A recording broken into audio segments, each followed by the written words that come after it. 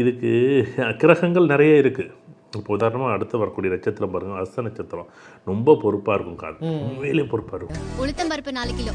உளுத்தம் பருப்பு 4 கிலோ. உளுத்தம் பருப்பு 4 கிலோ.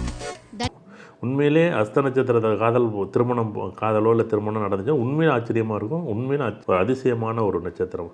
அடுத்தது சித்திரை நட்சத்திரம், கண்டிப்புடன் உடைய காதலாக தான் இருக்கும்.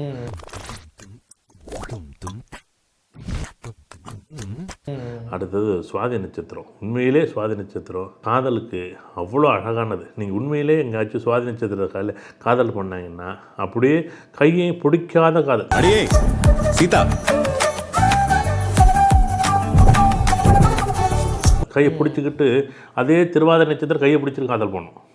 அதே சுவாதி நட்சத்திரம் அந்த சுவாதி கையே பிடிக்காது. ஒரு பெண்ணும் ஆணும் போகும்போது கூட உடலை தொட்டு கூட இருக்காது, தொடக்கூடாது.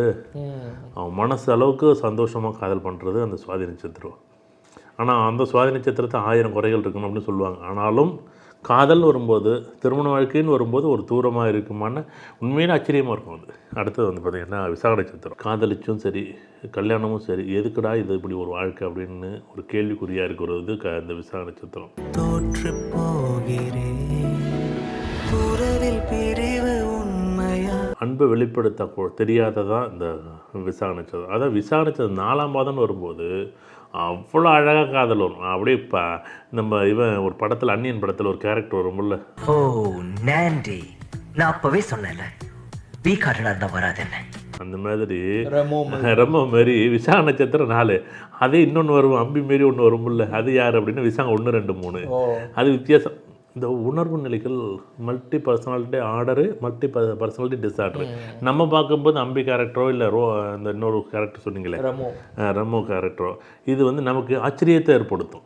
நீங்கள் உங்களுக்குள்ளே இருக்கக்கூடிய கமல் ஒரு நேரம் நல்ல ஒரு விஷயம் பேசுவார், மூர்த்தி ஒரு நேரம் ஒரு விஷயம் பேசுவார். ஆனால் இது மல்டி பர்சனாலிட்டி டிஸார்டரும் ஆர்டரும் வந்து நம்மளினாலே சுய வாழ்க்கையை அழிக்கும் ஒரு வைரஸ் மாதிரி. இது எங்கேயாச்சும் ஒரு இடத்துல கிராஸ் ஆகும்போது அது மொத்தமாக பாடிய உடம்பை போட்டு உலுக்கி எடுத்துரும். நீ அப்படி சொல்கிறா, அப்புறம் இப்படி செய்கிறா இப்படி சொல்கிறான்னு ஒரு நாள் கேட்க ஆரம்பிச்சிடும். நம்மளே கேட்குறோம், உன் மனசாட்சியிட்ட கேட்டு போகிற அப்படிங்கிறோம்ல. அந்த மாதிரி இது ஒரு விசாக நாள் வந்து இது மாதிரி ஒரு அமைப்பு இருக்கும்.